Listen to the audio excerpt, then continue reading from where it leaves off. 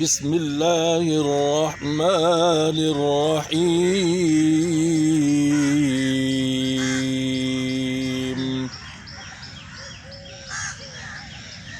إن الذين قالوا ربنا الله ثم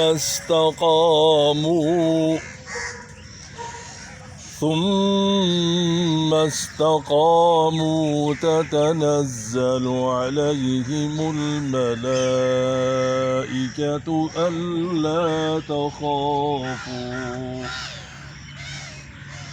ألا تخافوا ولا تحزنوا وأبشروا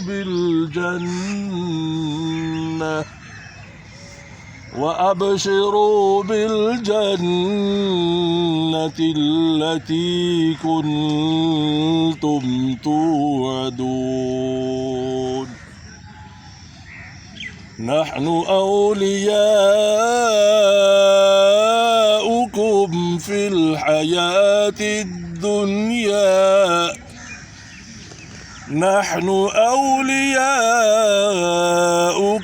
في الحياة الدنيا وفي الآخرة، ولكم فيها ما تشتهي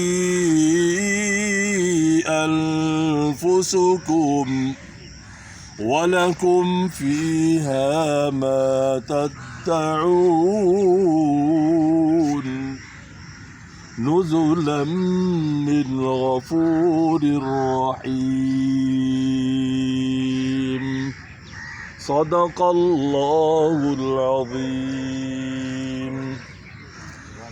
मफ़हूम इन आयात का ये है, अल्लाह रब्बुल इज़्ज़त का इरशाद है, इन्नल्लज़ीना क़ालू रब्बुनल्लाह, जिन लोगों ने ये कहा कि हमारा रब अल्लाह है, सुम्मा इस्तक़ामू, फिर पर इस्तक़ामत कायम दायम रहे, ततनज़्ज़लु अलैहिमुल मलाइका, उनके ऊपर फरिश्ते उतरते हैं, अल्ला तख़ाफ़ू वला तहज़नू, वो उनको खुशखबरी देते हैं कि गम ना खाओ और खौफ मत करो, वबशरू बिलजन्नतिल्लती कुंतुम तुअदून, और तुम्हें खुशखबरी देते हैं उस जन्नत की जिसका अल्लाह ने तुमसे वादा कर रखा है।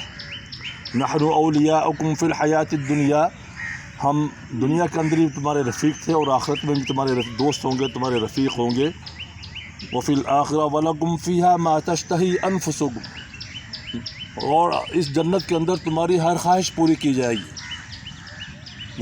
वलकुम फ़ीहा मा तश्तही अनफुसुकुम वलकुम फ़ीहा मा तदअून, तुम्हारी हर ख्वाहिश पूरी की जाएगी और वो ख्वाहिशें जो अल्लाह पाक ने तुमसे वादे कर रखे हैं। नुज़ुलन मिन गफ़ूर रहीम, और ये कुरान करीम की आयत जो है नाज़िल की गई हैं अल्लाह की तरफ से, हाँ जी, गफ़ूर रहीम की तरफ से। अल्लाह पाक हम सबको अमल की तौफ़ीक़ अता फ़रमाए।